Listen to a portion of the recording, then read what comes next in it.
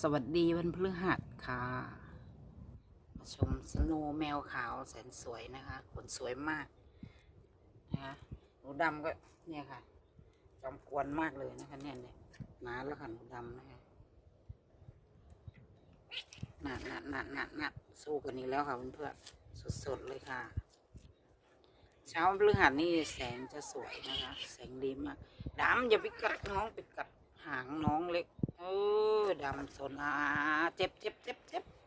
กุหลาบน้ำมันปากไอ้ดำเพื่อนๆไงดำเกเรอะนะกัดกันนี้แล้วเปิดคลิปมากัดกันเลยนะคะเนี่ยเอามันก็จะไปเดี๋ยวต้นกุหลาบนี่หนามมันทิ่มแล้วลูก